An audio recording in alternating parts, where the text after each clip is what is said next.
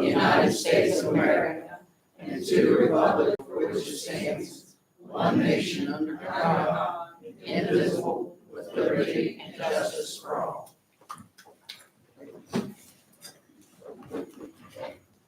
Item 3, special recognitions and presentations. We have none. Item 4, delegations. We do have several delegations tonight, and I will remind speakers before the Harrison County Board of Education are asked to express themselves in a civil manner at all times with due respect for the dignity and privacy of others who may be affected by the content of the comment. While it's not the intent of the Harrison County Board of Education to ever stifle public input into deliberations, all speakers should be aware that the public comments made here today violate the rights of other persons, especially under laws of defamation and invasion of privacy. You may be held legally and individually responsible. If you're unsure of the factual nature of any claim, comment, or allegation you're about to make, the Harrison County Board of Education strongly encourages you to consult first with legal counsel. Each speaker before the board has 5 minutes, and there is a timer. So first up, Michael Boyer.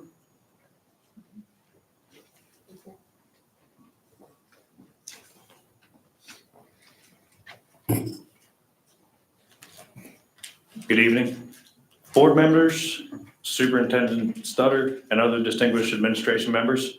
My name is Michael Boyer. I have students that attend Salem Elementary, Mountaineer Middle, Liberty High School, and United Technical Center. I'm addressing the board today representing, in my opinion, all students and parents in the Harrison County School District concerning the policy on making exams mandatory for those children with any unexcused absences or more than 5 excused absences. I'm also addressing the way that the policy is written, as it only defines excused absences as being from parent notes and only having 3 days upon return to submit the parent excuse, as well as discussing how the submission system is flawed. I believe that the exam policy is flawed for many reasons. For starters, it requires that those who are not exempt complete more work than their peers. This fact alone means that students are not being provided with an equal education opportunity. All students, upon return to school, are already given the opportunity to complete all missed tests, quizzes, and other classwork, allowing them to be in line with the work that their peers completed. Also, due to having to have a cutoff for which students are required to take the exams, and the new semester not starting until after break, students who are not required to take exams can stay home from school. And while I understand that these days do count towards total absences, they do not carry any exam repercussions. A more concerning consequence of this policy is that it suggests that the board and administrators are encouraging parents to send their children to school sick so that they are not required to take exams or not be able to participate in other activities. This comes in stark contrast to the stance taken only a few short years ago during the pandemic that, quote, if you feel sick, don't chance getting others sick. Now the stance seems to be, at least they were at school. On the subject of days missed, students are also being counted as missing half days if picked up early or dropped off late. I'm unable to find where the policy states that these are to be counted as such. Also, if these days are to be partially counted, they need to be accurate. For example, a 7-hour school day, a half day missed is 3.5 hours. If a parent were to pick their child up 1 hour early, they did not actually miss half the day. Another issue with the policy is that it defines an excused absence as, according to section 4103.3.3, as, quote, an absence verified in writing by the parent. This policy does not address an absence verified by a doctor or doctor's office, and as such, it is the understanding of many parents that excuses provided by a doctor were not included when talking about the excused absence requirement. To give a brief example, a student has 8 absences, but 4 have doctor's notes. They only have 4 that count towards the exam requirement and or any other function that has an attendance requirement, like parties, movies, field trips, etc. This section also states that, quote, a verification of absence must be submitted upon the return to school, but no later than 3 instructional days after returning to school. There is no real benefit to place a time limit for the submission of verification for excused absences because there is no difference between 3 days, 4 days, or 47 days. A submitting verification is the same regardless of the time frame. Another issue is that the submission system is flawed. A parent can submit an excuse, but any number of things can occur that would preclude the school from receiving it, be it lost by the child, lost by the school, damaged, stuck to another note, etc. As of now, the only record that parents have is if they submit a parent note online, print it out after submitting, but this system does not allow for attaching a doctor's note. It is my request that the board immediately suspend the exam requirement portion of this policy until, at a minimum, the board determines if it is ethical and providing of an equal education to only require that certain students take graded exams above that which their peers do. They should also consider whether or not it's still important to keep sick children at home or risk children spreading germs so they do not miss too many days. Finally, they also need to look into the absence verification requirements, how doctor's notes factor into the mix, and look at how the, quote, verification of absence system can be more user-friendly so as to ensure that what is sent is actually received. Thank you for your time and consideration. If you have any questions, feel free to ask me now or phone me, and I have my phone number on here, and I brought enough copies if you would like them. Thank you. Thank you. Stephen McElroy.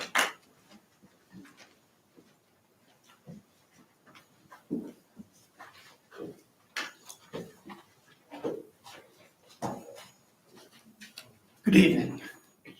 Steve McElroy, Bridgeport.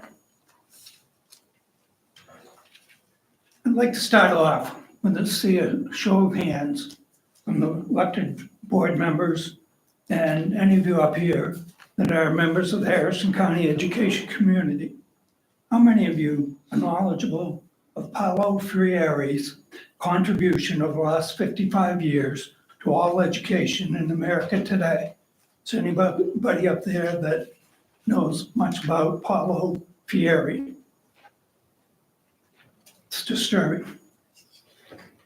There are two major problems in our school system, not just Harrison County, not just West Virginia, but throughout the country. One is discipline, which has been in the news lately.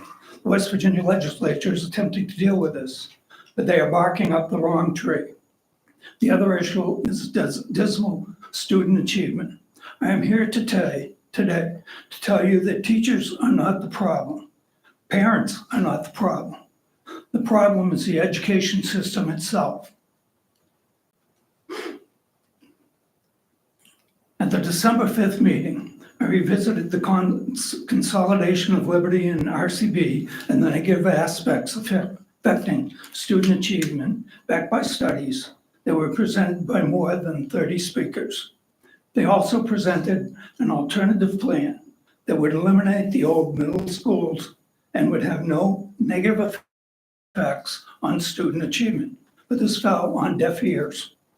It was stated that that plan was previously implemented in Harrison County with no problems whatsoever, while making use of vacant classroom space.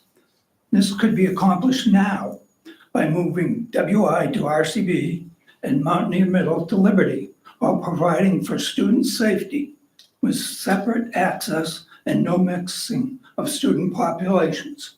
Again, with no negative effect on student achievement. This has been done before in Harrison County. Yet the board prefers to negatively affect student achievement with this consolidation. What is more important than student achievement in our public school system? I am here today to discuss some of the other negatives affecting student achievement, negatives that the board and the administration have put in place and actually approve of. Now back to Paulo Freire. He was a brilliant Brazilian Marxist. In 1968, he wrote Pedagogy of the Oppressed, which has become the third most cited book in all of humanities. And this book is today in the curriculum of nearly every department of education, including USC, who Harrison County has just partnered with. This book came out in English in 1970, but received little notice until 1985, when Paulo Freire wrote The Politics of Education, Culture, Power, and Liberation. Little note on history. In February of 1965, Vietnam War protests went to a new level. That's when the US began regular bombings in North Vietnam. Protests about the Vietnam War were in high gear throughout the world. Marxists saw this as an opportunity to attempt to start a violent revolution to transform society in true Karl Marx fashion. In America and Europe, protests turned very violent with that Marxist influence. In America, they were spurred on by radical Marxist groups organized nationwide, like Students for a Democratic Society, known as the SDS, the Black Panthers, and the Weathermen. Two of the most notable events were the riots causing the burning of the Watts section of LA, over 1,000 structures, over 1,000 injuries, and 34 deaths, encouraged at that time by the Black Panthers, and the bombings of government buildings by the Weathermen. Quickly, these riots petered out. It seems people did not like violent revolutions. The Marxists realized that they would have to transform society another way, like transforming America, as President Obama and Biden have promised. Mr. McElroy, your time. Okay. I mean, if you had to wrap up, I mean. if you have Oh, that's mine. something to wrap up. I mean, I'd let you wrap up. Who's the next speaker? Next speaker is Joe Kirk. So as time would have it, Mr. Boyer covered exactly what I was going to talk about. I'm fully in agreement with what Mr. McElroy is doing. I like to donate my time to him, please. Thank you. That's fine.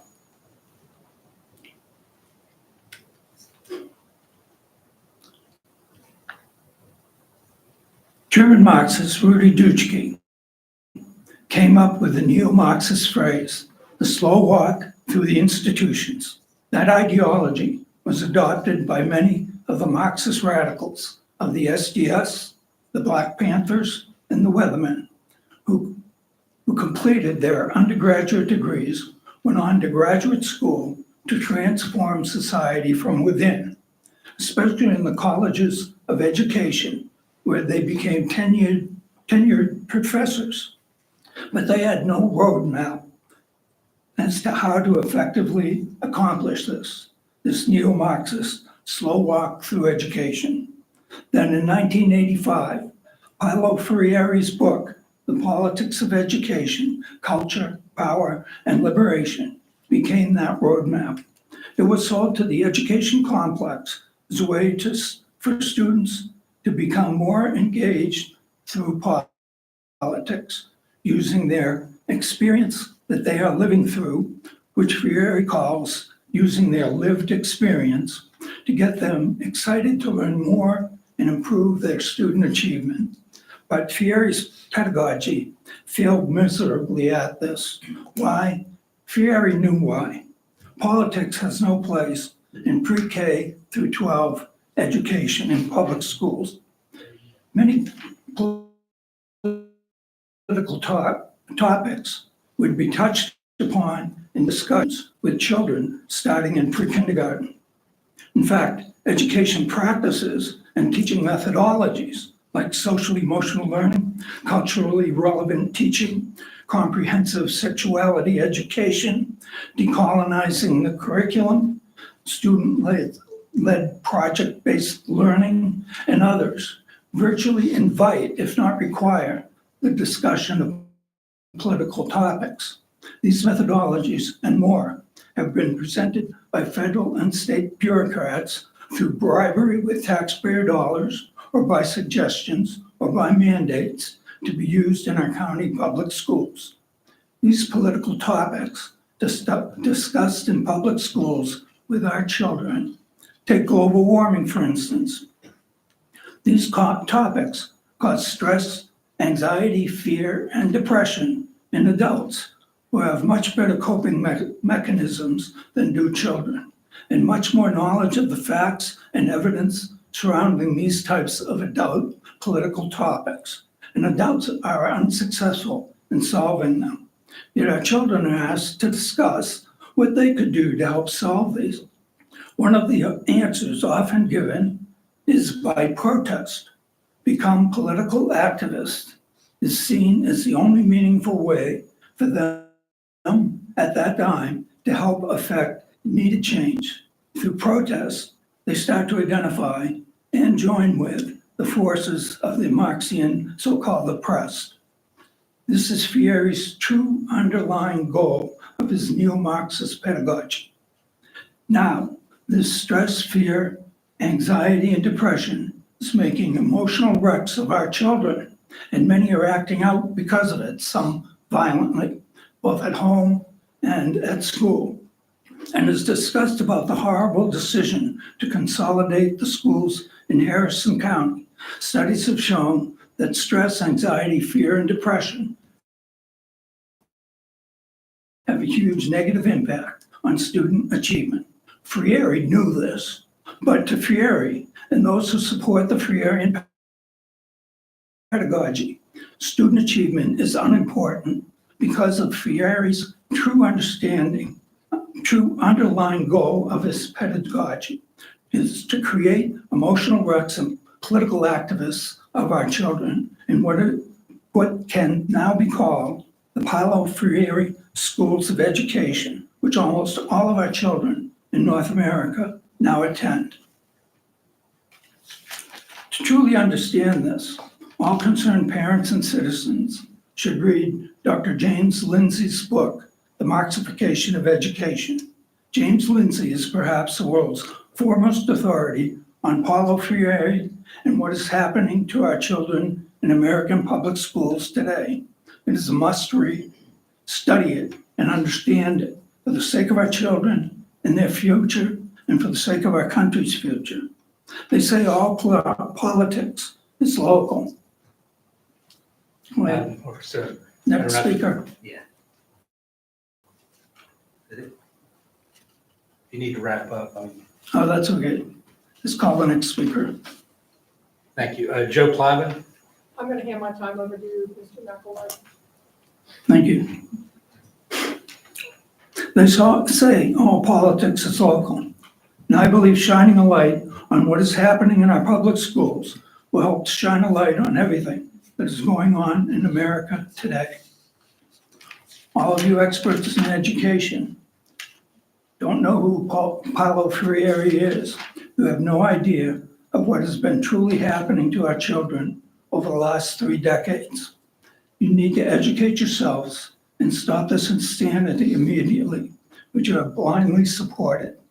To those of you who know, and thank God there's none of you here, but anyone that does know what's going on and actually supports it, they should be replaced and prosecuted for child abuse for knowingly making emotional wrecks of our children. In conclusion, I really do not know what is worse, ignorance or complicity, but we need to elect and appoint officials that will immediately eliminate these neo-Marxist methodologies, no matter what the neo-Marxist bureaucracy and the state and federal education bureaucracies demand. The future of our children and our society are too important not to. Stop this insanity. We need genuine education, not indoctrination, in our K through 12 public schools. And stop the insane consolidation of RCB and Liberty, about which I understand you're waiting for December 31st to claim that it's a done deal and cannot be stopped. End it now. Stop this insanity for the sake of our children and for the sake of our nation. Additionally, I'd like to say that University of Southern California, USC, who have recently partnered with, if you go online, you can find out that one of their required readings for all College of Education students is Paulo Freire's Pedagogy of the Oppressed. They know exactly how to implement his pedagogy and to affect students in education. I had to ask, why would somebody from Tinseltown, a very liberal area, with all kinds of nightlife going on and people everywhere, want to come to West Virginia, where we are extremely conservative. We love God, family, and country, and our nightlife is nothing. And that, in my opinion, they're coming here because they are two believers in the slow march through education that the neo-Marxists are now performing in this country. And I would hesitate to have any of them coming into our school system, especially because I don't think any of you really know what's being said in our classrooms. Okay, we need, in my opinion, we need to somehow, on a daily basis, be able to understand what they're saying to our children, so that we can eliminate this politics in education that is truly damaging to our children. Thank you very much. Final speaker, Donnie Mann of Kingwood. Well, I ain't got a whole lot to say, but people need to wake up. There's a lot happening coming down the road. And this man has got the right thing to say. And there's only two kinds of people on this planet, good and evil. Pick a side. That's it. Thank you. Brings us down to superintendent's update, Ms. Stetler. Sure. We've had several things happening. I believe in front of you, you have copies of the 3 calendars. That's for your information. Mrs. Knight met with the calendar committee and we're working on ideas for next year's calendar. So I believe she gave you copies of that and we'll have that on an agenda for discussion coming up in January. Also, I wanted to say congratulations. We had a science fair that was held at Johnson Elementary this Saturday. We had a lot of contestants there and they did an excellent job. And I just want to say that our curriculum department here really worked to put on those fairs and festivals. It's a big job to organize all that along with the principals and of course the students and parents working on all those projects. So it was just nice to see that. They had a pretty full house on Saturday. So I believe the winners of the science fair are online. I think we put the winners up so you could see who they were. But we had a lot of hardworking kids there. A lot of nice projects. Also, we had Anna Malone here a few weeks ago. I believe it was last month. She actually went to the national or the state reading conference and won. There were 3 finalists, so she was given the #1 excellence in education for a new teacher in early literacy. So she did win that honor and we were really proud that she represented Harrison County. I meant to tell you that last time and forgot about that. So anyway, so congratulations to Anna Malone. Also, we've got the auditors here and I believe Mrs. Kynes has an update in finance. Yes, the auditors are here. You do have a letter in the pre-planned. And this is our yearly audit. It's something. Well, 23. Yeah. Real That's right. our, yeah. It just tells you what their job is and what our job is, so it outlines that for you. In addition to your packet, you have the November monthly financial report. There's a couple of things I just want to point out now. The decrease currently that's showing is year to date is the special revenue. That, don't get alarmed. All of that revenue collected through this time frame last year was actually 2022 revenue that had not been requested and received until the 23 year. So we're actually on target. Our property tax collections and our investment earnings are significantly up from the same time period last year. And then the difference in the expenditures relates mainly to the increased HVAC projects that we've been doing around the county. So we would expect that. Other than that, we're doing well and staying on target. The other thing I would like to announce is that I will be going to the schools, talking about the payroll date changes, the reasons behind it, and the pros and cons. And I have those scheduled, and I'll share that schedule with you, I believe. You can see it's a pretty tight schedule. We can only go and meet with faculty and staff whenever we do not have students. So we only have certain days that we can do that for. And so the principals have worked with me and come up with the schedule, and I appreciate that. I know that Mrs. Matthews is hosting that whole group so in her area, so that we can actually listen to everybody's questions and answer those as well. We went and met with the association representatives and explained the process to them, which they were very appreciative of. They understand, and they space it's a good move moving forward for the staff as well. And they actually requested at that meeting, they appreciated the individual meetings with the staff. And like I said, there are pros and cons for that, so. And that's the reason we're having those meetings. The other thing that was big news is that we did receive our SBA funding. We haven't had a meeting since Mr. Lopez and I were able to go down and get that great news in Charleston. So we actually had a meeting, was that last week? We did it Thursday, and talking about the timeline of that. We're already far into the planning of that. We went ahead and was working on plans because we figured that project, if we didn't get funded this time, we'd still be looking at that. So the plans are pretty much done. They're doing some more site work, I believe, and some surveying of the area. They're doing some site work. They need to do, basically, they're trying to find the boundaries of the property, and then they need to do some core drilling to see the stability of the ground. We were looking at, my question was, is how soon can we break ground and get started? And once it goes out for bid, it looks like we're looking at March and maybe breaking ground late spring, early May. On both or? On both. We're gonna run them I think the simultaneously. timeframes for both of them should be pretty much the same. So it really did help to have those plans already pretty much in progress. So we appreciated McKinley and their help with that. And it was good news. It was a good day on Monday. It's a lot of work to get to there, and we appreciated that. Did you have anything else with facilities? Just, I was gonna tell you, we're, over the Christmas break, they're gonna be doing the installation of a new elevator car at Victory Elementary. That was something that had been in the works since we renovated that facility. But it was too late to get started in the summer of '23 when we were opening Victory Elementary. So they're working on that over the holiday, and we should be able to get that completed pretty soon after that. There may be 2-3 days. So that'll pretty much be a new facility.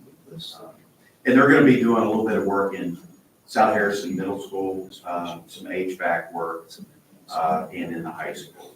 And then the other projects are really going as planned. So other than that, don't have anything. Well, back to Victory, the playground, there's progress on working and planning and making sure that we're getting the playground I believe equipment. the 10th in So that's- January, that they are, To get our playground. they're gonna have some companies come out, right, and talk about the playground equipment. Mrs. Khan's been involved in that.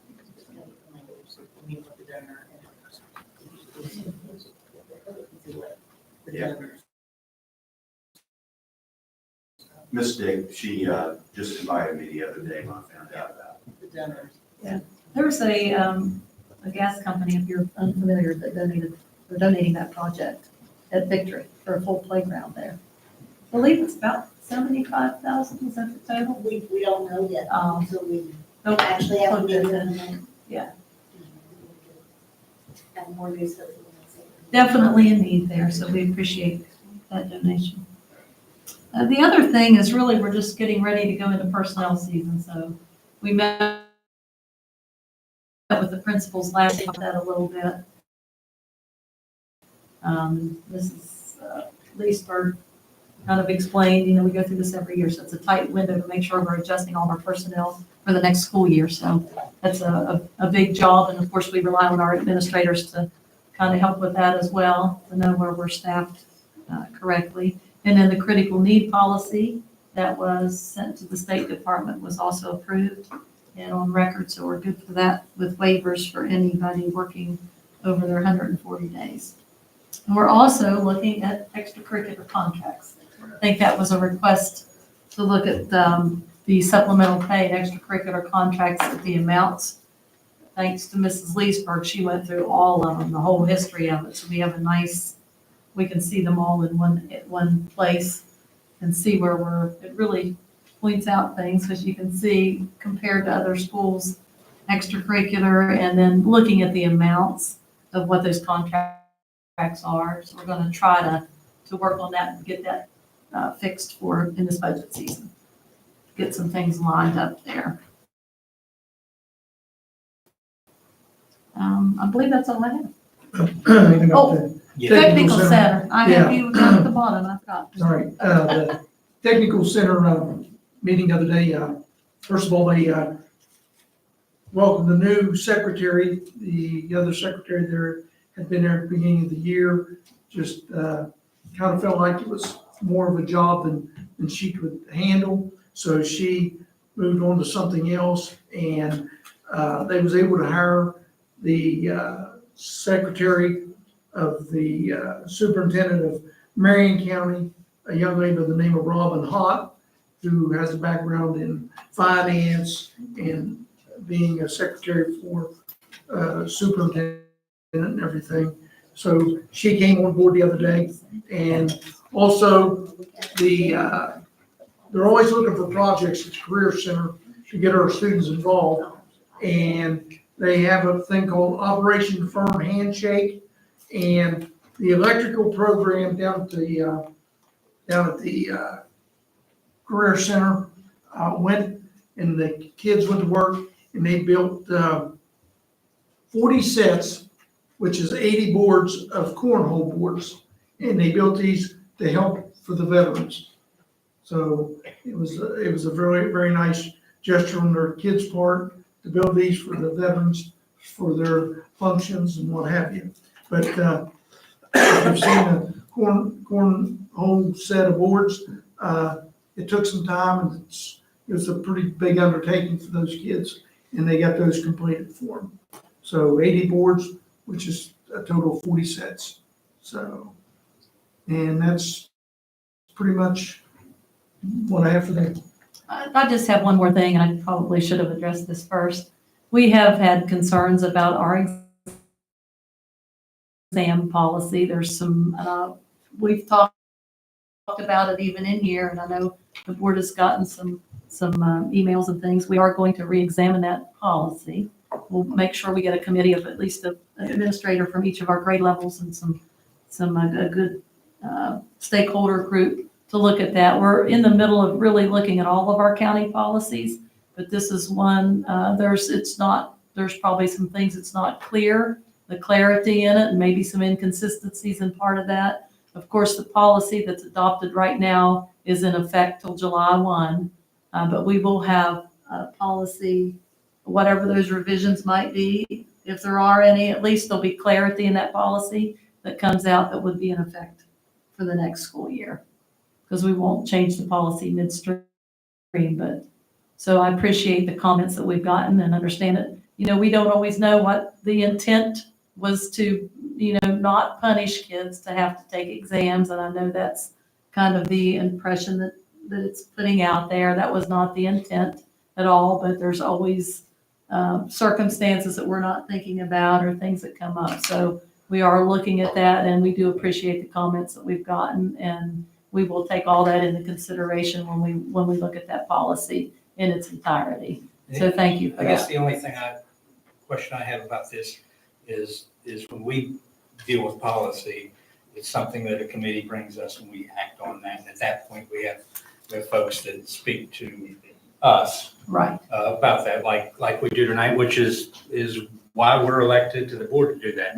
But I'm wondering, in some of these larger policies, when we have these committees, is there an opportunity to where, when the committees are meeting, that even that, we'll have to ask council, because it's not the same as under the Open Meeting Act, but they're not elected officials. But is there a way that we could have public comment during those meetings from, other educators that aren't on the committee, or parents that need to come and speak? Because there are ideas that come out within that. And you don't want to get it to where no one serves on a committee because, 50 people come and speak. But I'd rather those things be hashed out with that committee before they come to the board. And at least, because what happens is the board comes with the committee comes with a policy that they've hashed out, but then the public input comes after that. That's my only question. Well, with the moving forward with the changes in the policy, our idea was to, and this is really from Neola, that you put it out for a first reading and then a second reading. That way Yeah, you've got but what time. I'm saying is that the committee comes together with a policy. You put it out we're putting it out for first reading. We're hearing from it. It would be nice if, as they're developing large, and I'm not saying this policy in particular, Right. but just there are policies several, in we general. have lots of policies. and some of them are bigger than the others. When we have large ones that affect a large group of people, if you're having those, maybe that's somewhere where you get public input to that committee before they ever bring it to us. Am I right Yes. in presuming that there are parents on that committee also on the? But that's a little different. We're placing people on the committee. It's a little Okay, I different. didn't know how Yeah, that it's, worked. or however, we're picking people. What I'm saying, let's say you have a committee of 10 and you have teachers or principals and that's not the same, because not every parent thinks alike, not every teacher thinks alike. If you had to set aside an hour to where folks at that point were able to come and express their opinions, not only just this policy, but other larger policies that you have where they're changing it. Well, Because what happens is we're given the policy that a committee, we ask to do that, and that's fine, but sometimes, they don't, someone sends us an email or a teacher calls and says, you need to think about this. Well, maybe if that committee knew that, then they would have acted differently. So then what it puts us in a position of is we put together a committee, they come with something, and then it's up to us to change that. Then the committee gets mad because it looks like they did something and then we just changed it anyway. So it's kind of. Well, a lot of you our know. conversation, you can talk about Neola in general. There's a lot of policies that are just straightforward that are right out of state code. Those can be done Right. quickly, but we have certain ones that are specific to Harrison County. The exam policies one, or the attendance, In this what's day- another one? Discipline. In this day and age, you may put out, have a meeting and ask for public comment, and get 0 people, or you could get 50 people. But, to me, it just seems, and I don't know, if maybe I'm just off base, but it would seem that as they're putting together the policy, that they get some of the input before putting together the policy. Because what it's doing now is they put together, it comes to us, and it's up to us to change it. When it comes to us, where maybe what comes to us not going to be the same thing if they have some of that public input. Well, think about how we can, do you have any ideas on that? Because you're kind of I mean, heading we that could up. possibly maybe just announce it at a board meeting, so it's public, that Yeah. it's up for public comment even before it gets to And you, have- just so that everybody would be informed and know that it's. And then say it's going to be on an agenda in It's the on our future. website like they would, but it I- would be you. I know what you're or- saying, but I don't know if you follow, when there's a committee together and they're starting from square one of building a policy, at that point, they probably need some input from different folks, other than what we. We're starting from the old template. Yeah, right. That's one thing. Yeah, but at that point, what I'm saying is, you go from that, and then it comes to us, and then it's up to us to change it. No, I Whereas- was thinking about getting all the Yeah. public comment even before it got Yeah. to you. Right, To but take to the at that, committee. to the committee, Yes, as to long take as, to the committee. that's all I'm Yes. asking, as long as they have Right. input, that they can change it before it comes to us, because then it looks kind of, Right. because what you run the risk of is you put together a committee, and then they come with their best thing, and then we change it, and they say, well, why did I even serve on a committee? But at the same time, they could have changed it if they'd had the input. So, The only thing about the input too is it's better face to face. Yeah, right, exactly, Coming from a computer that's sent to the Exactly. committee, and that's what I'm saying, I mean, it's, face to face. so, but that's what I'm saying, when you have those meetings, set aside one where someone can at least come through, because some people may they would rather send you an email, some people would rather get up and speak as they do here on a regular basis, so I just think more public input in the beginning saves from something in the end. You have like we're thinking that's not a bad idea. I mean, if you had a committee and then you opened it up and then maybe as long as you announce that these are the policies we're really looking at that are specific. And we're gonna accept public comment at this And, meeting. well, maybe have it in person. They can Yeah, come in. that's what for I'm saying. This period of time, We've right? never Rules that done. you read, Hmm?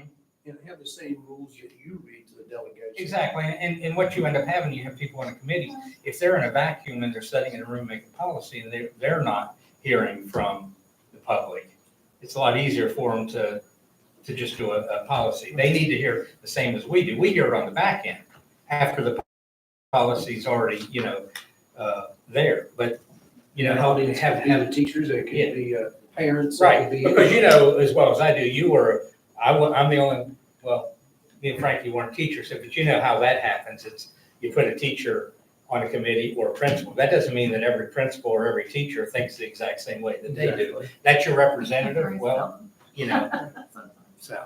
Okay. I agree with the public comments and I agree with the information and the input. My only concern is what happens when the committee decides not to go with the public comment, which so often is the case.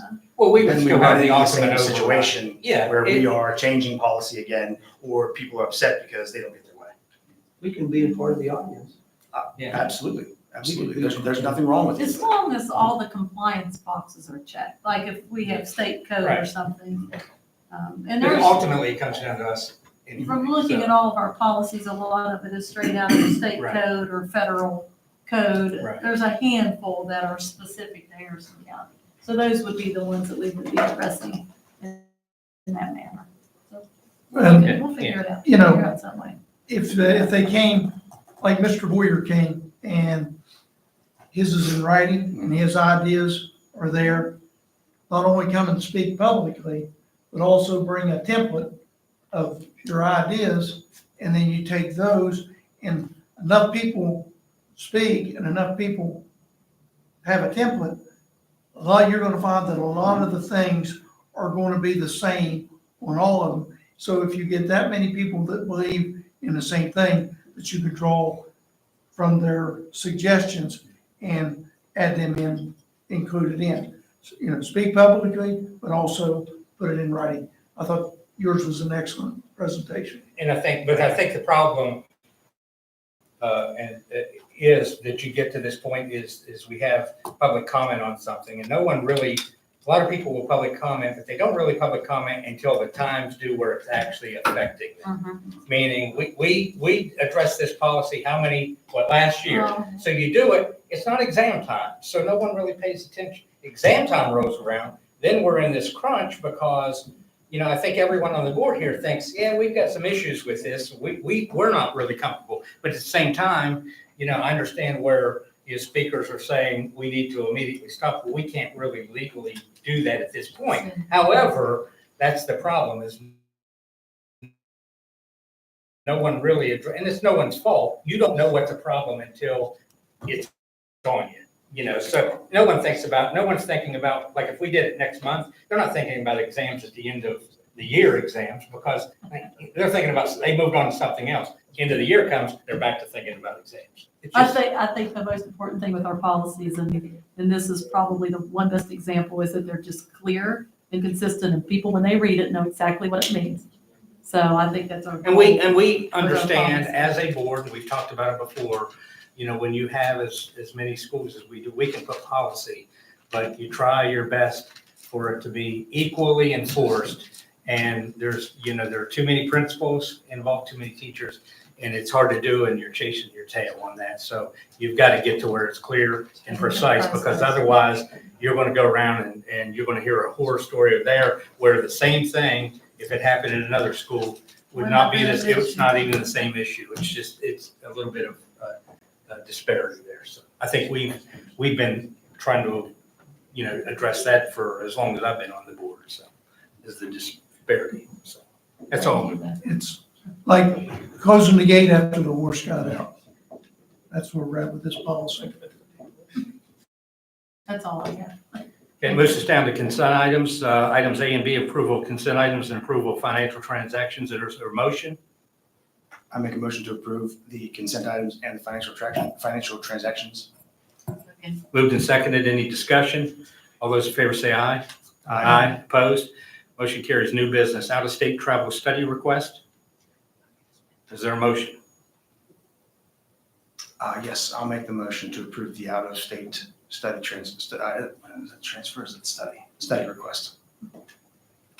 Is there moved and seconded? Any discussion? Did you notice they were going to the nation's capital, Gary? Ask if you could second that. Yeah, I guess I should have seconded it, but, so that's my pet peeve, was just to make sure that, and I'm sure everyone's heard it, is if we're taking trips, let's look at Washington DC. It's too close.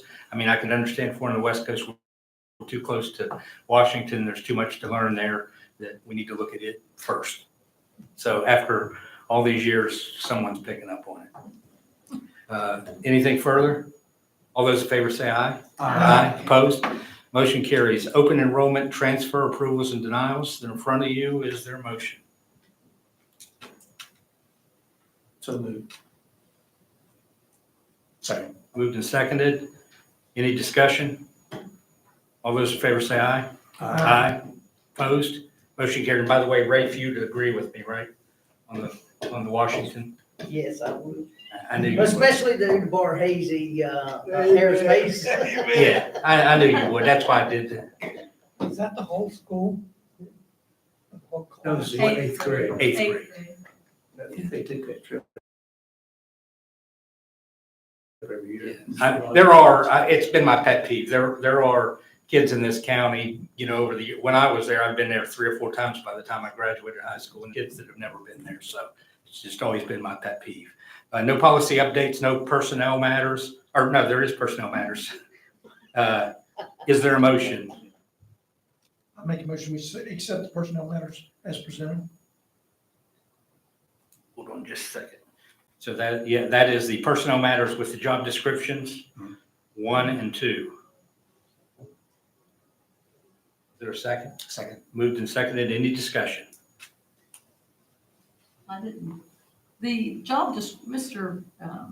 Rafe's job description is on here as it is currently in policy. So I put it on in case there was any discussion. Well, first of all, I would just have to say in regards to the man that's leading us, Yeah. we can't, I mean, that's going to be a hard position to fill. It really is. The dedication, the time, the connection with the students that you've had, it's just been absolutely phenomenal. You've done an amazing job in this program. One of a kind. Wonderful, absolutely.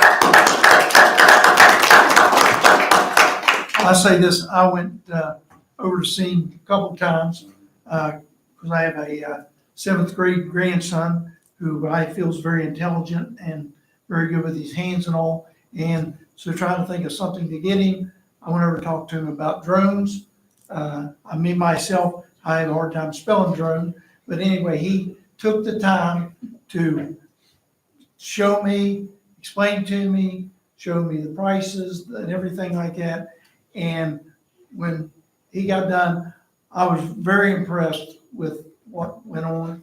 And the kind of man he is, he says, if I go ahead and do that for my grandson, that was more than welcome to come over and he would show him and explain to him how to work it and how to do everything, which I thought was very commendable of him to do that.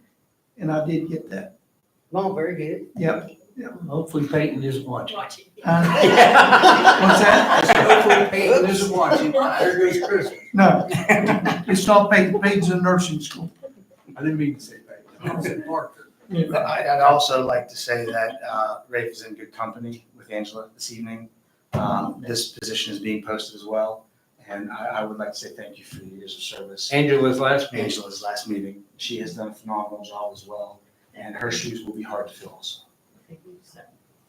I may make her come back then. She may have to stay in training a little while. She may be here training. Yes, exactly. She's just about got me trained on. So, I think Renee wants to speak to this. Yes, say anything on behalf of the job description? Yes. Okay, so Rafe spends a lot of outside of school time doing his position as a 200-day contract. It is a CTE position. He does have extra things that he has to do to maintain all of his certifications and things for that particular position. We would like for the job description to be increased on days, if that is at all possible. And I do have some other recommendations after talking with Mr. Snell. If y'all would like to see this was emailed to some other people too, but this is some recommendations. So one of the current concerns that I have is that we're going to lose the ESSER money, which helps pay for one of his, like, the extracurricular stuff that he does. So I'm concerned that if with losing ESSER funding for next school year, that we're not gonna have money or a position or anything for the TARC program and the other things that he does with his students. And if we don't increase the days to somehow combat that loss, I'm concerned about, like, who's gonna take that position. So the other things were just like particular wordings on there. But it would be helpful if we added the Part 107 and that they should be a part of the National Association of Rocketry yearly. And the TARC program has definitely been beneficial for our students in the competition realm.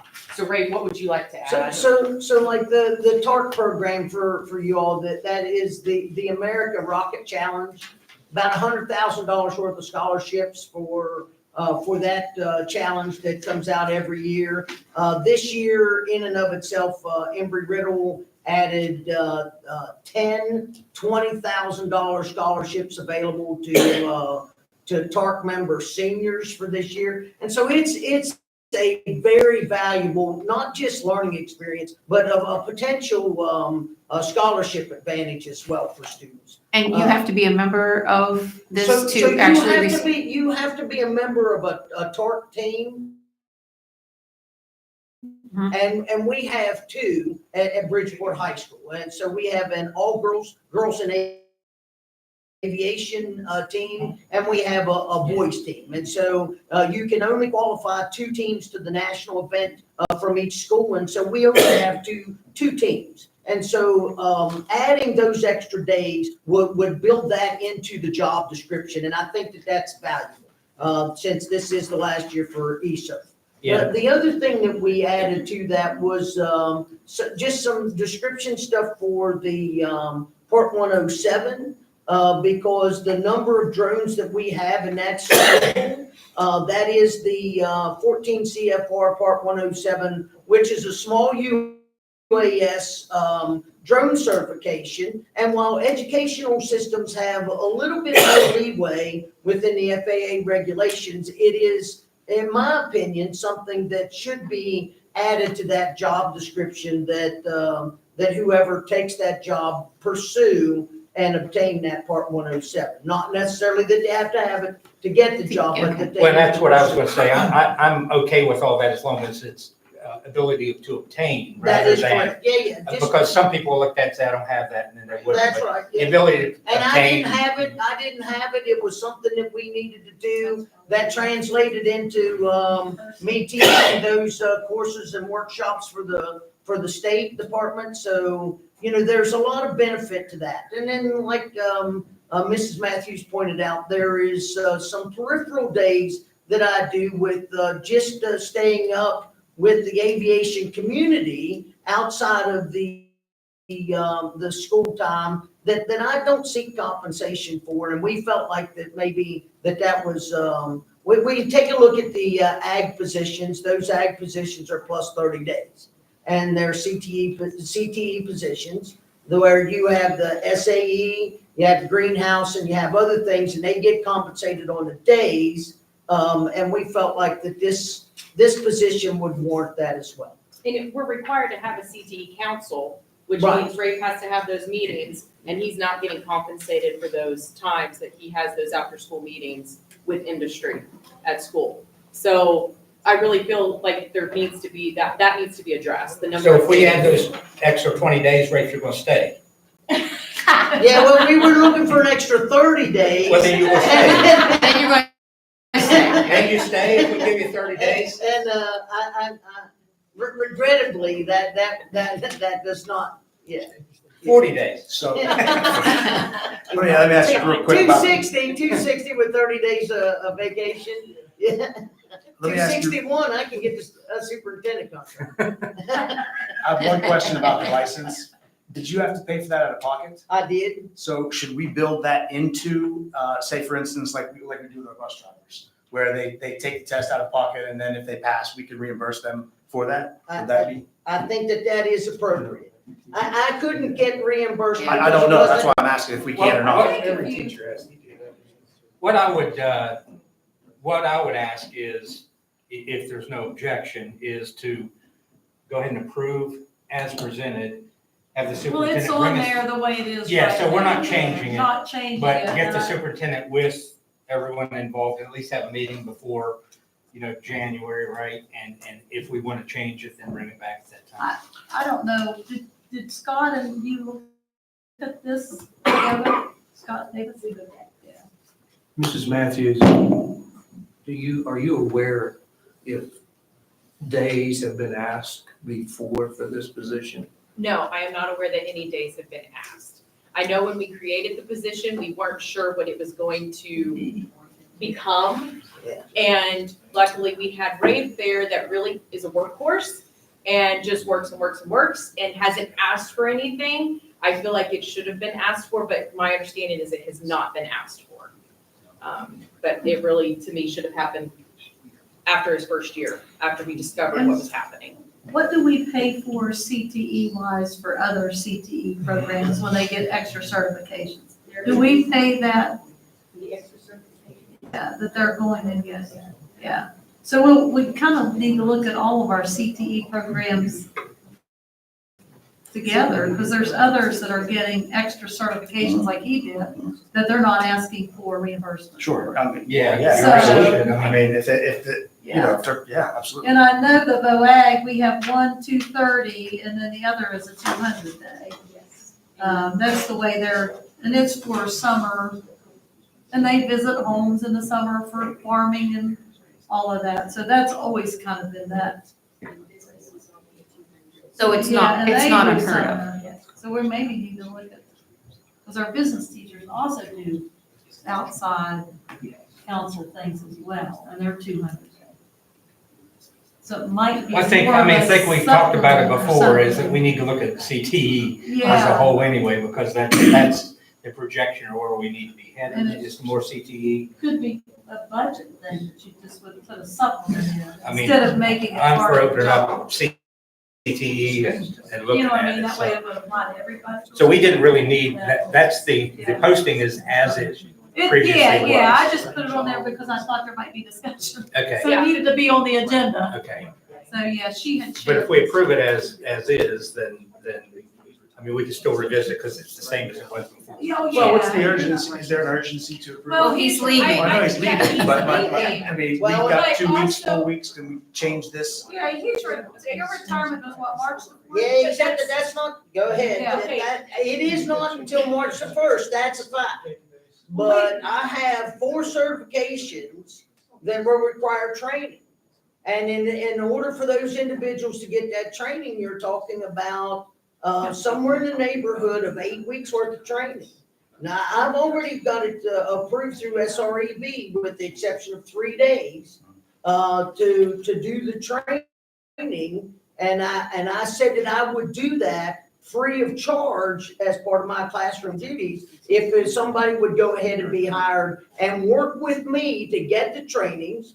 SREB will sign off on the trainings and you don't have to pay for that. But if that doesn't occur until after I leave, then how are you going to have somebody certified for that job? How did you get the training? I went to the University of South Carolina and the University of Auburn and spent 8 weeks with SREB In the lead summer. learners during the summer. In the summer. And then followed up through the part of the school year of 2020. No, I wasn't saying wait until. No, no, no, I was I'm just- 2 weeks, 4 Yeah. weeks, change the language a little bit, bring it back. Part of it makes it more competitive. Mhm. So when we're looking at people that are gonna bid on a job that possibly, I know there've been some people from industry that have reached out asking us, and Rafe has invited several of them in, and we've talked to them after school hours and stuff that are from industry, and this 220 comparatively salary-wise makes it a little more competitive than just a 200-day teacher contract too. So it might open the possibilities of who would bid on this position. We might get somebody with a lot of more experience that can apply across in all levels Sure. of this class.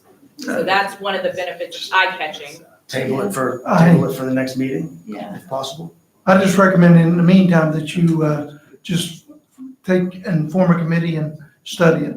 And use. Well, we don't have to, yeah, And let We, everybody's in. I'm just gonna ask them, and I know it's the holidays and all that, and there's not as much time, but, we'll shoot for putting it on. We'll approve it as it is now, because that's what it's already currently. right, I mean, it doesn't Pull mean you could post it as is, other than the extended contract. If we looked at that more as a supplement, and that way it opened it up, you could look at all the CTE positions. Once you make it part of the job description, then you're only looking at this one.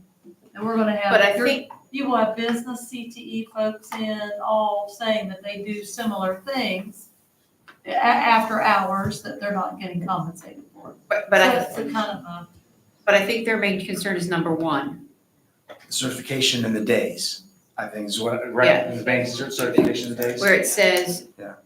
instead of the attended 2-week summer institute with, to fix that right there. I think that's, For is that, certification, take yeah, ACD, AE course 1, 2, 3, and 4.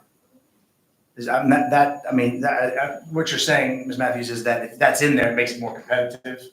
And the No, 220 that or piece I'm 230? saying is the importance of getting this position hired faster. Oh, Is okay. do To that do the training. To do the training. Okay, okay. But yes, the number of days, I think, makes it more competitive. the issue is, and we did talk about this, like if we went ahead and posted and hired and then trained with them, we do that for no other jobs. If you would just be creating that position. You'd be paying for that job twice. You're just creating another job, is what I'm saying. You're creating. Working the same job. Yeah, so then you're putting on a certified list an additional position. See what I'm saying? You can't, like when we had a treasurer, we didn't hire two and then let Right, one right. retire. We don't do that. We talked about it, that would be the best way, but there's really no way to do it. Because then you have to put them on the Yeah, transfer because, list. yeah, well, he would just retire and he Yeah. wouldn't fill his back, but. Well, I'm not I gonna don't- read it, you don't Yeah, have to you worry are. about that. Yeah. That is not That's happening. what Yeah. actually could happen. Yeah. Well, can we, as I said, because there are some questions here, approve it outright as it is now, and then revisit it on the first meeting in January, in case there is something. And you we could can- Yeah, as long as we Post bring it it back, as yeah. is. If we bring it back, yes. Yeah. I mean, Bring it back. But in the meantime, we're still operating under, yeah, right. See what I mean? With that? We have to have information from. Right, exactly. We're not, we're in the same. Exactly, Well, it so would that's what I'm just be saying, so bring it to first meeting, but in the meantime, we're not out anything by approving it as is, because that's how we were coming into the meeting, it's still, but that doesn't mean we're not gonna look at it and revisit it. It's just bring back some more information on the pros and cons of both, because there may be some other cons that we find, in that, but just kind of if you can, and I understand both sides. well, what happens if we don't approve it? We just don't approve it and let it lay? It's the same as whether we approve it, because that's what we're, Oh, that's well, what we're Because it's under the now. same thing. Okay. It's just from a motion I got standpoint, you. yeah, from a motion standpoint, we've already made the motion on that, We and have a- it's cleaner if we just go ahead and approve it. It'll miss this posting is what. You know what I mean? It'll just post as is. Yeah, and I understand when to get it on there, but we're kind of in a bind here too, because we want a little bit more information, right? Yeah. I don't want to act on But it. they did When's the posting? talk to us. When you would post it? We post Well, it immediately? would post, it could post now, but it would be But it would be under different from the that. current job description. Yeah, so you wouldn't then be able to repost. I mean, with the holidays now, I'd just rather that it bring it back first. It's just me to get more information, even if it comes back and it's exactly the same. Well, that's the catch-22, right? Because then you've got the situation where you're not putting in some of these candidates who are.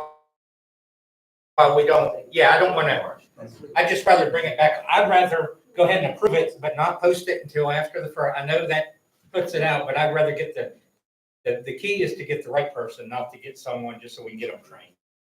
You know, I don't, if it's all weighed, I want to make sure that the posting's right. So I want to make sure that the pros and cons are brought to us, and we have the actual information to look at before I vote on it. I mean, What else would you like from us? Huh? What else would you I think like? that superintendent, you all get together and then bring us back as a board, what the pros and cons of both, because they may say, well, by law, we can't do it this way, or we can do it that way. Just bring us back something, because what we were presented to vote on, and then this, is kind of just bring it all back into something else, and then we can do it. But like I said, I understand the 3 weeks, you want to get them on there, but I'm more concerned with getting the right person rather than getting someone quickly. And I think that's what we run into if we try to change, you know, if we try to post it tonight or whatever, to get it done. So that's just my feeling. Plus, with the holidays, you know, you have a lot of non-work days anyway coming up, so I don't think the first meeting in January is the same as, is a normal next meeting, you know, normally a next meeting is. On their behalf, they met with us earlier and presented some of these changes, and I was under the impression that Scott and you guys had looked at kind of it, and we were gonna, because whoever takes that job's gonna make it their own job. Rafe has made it his job. So we're gonna if you put all these restrictions in, then you're making it Rafe's job, I guess.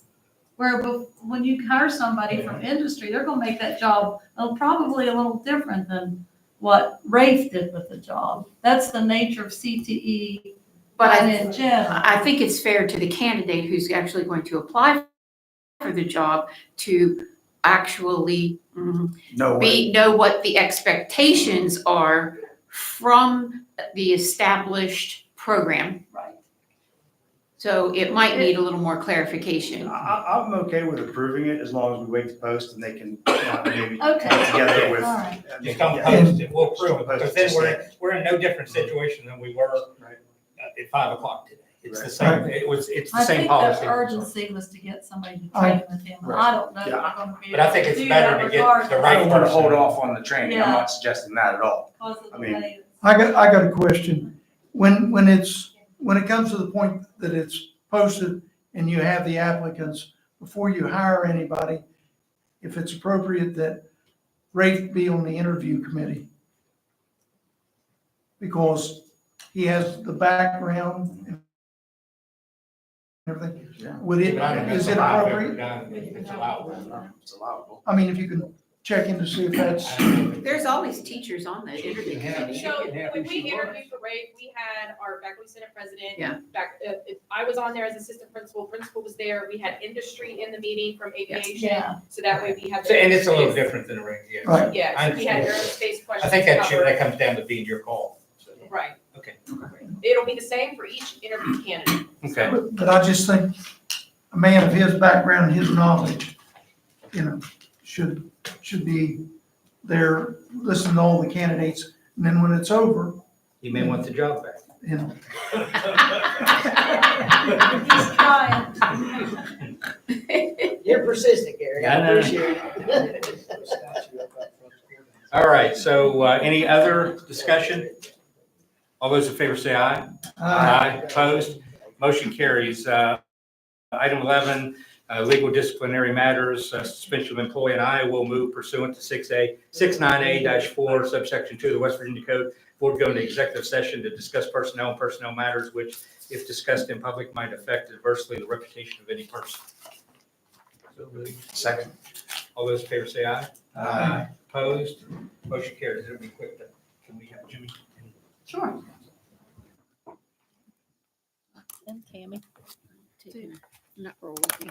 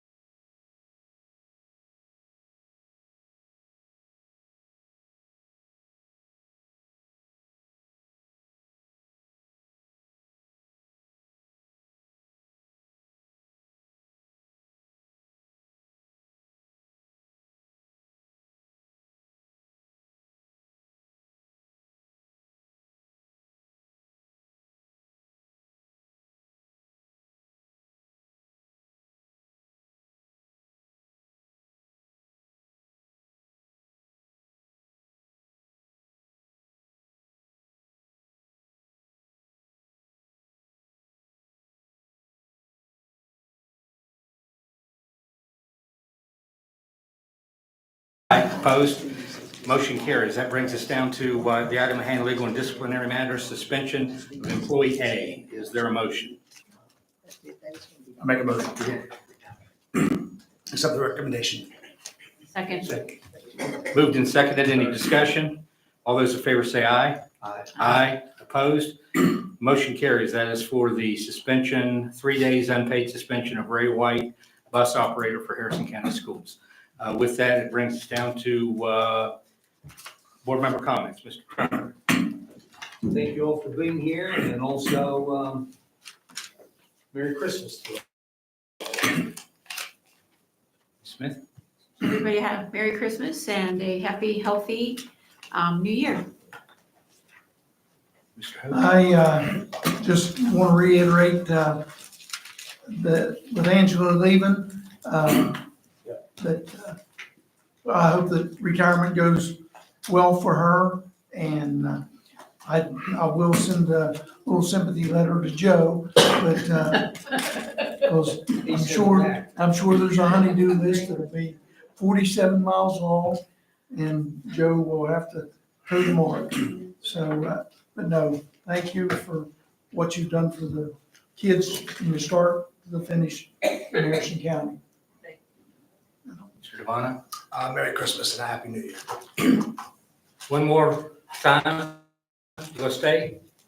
He's standing there. He hadn't left. I cannot. All right. All right. Well, Merry Christmas and have a good retirement if we don't see you before.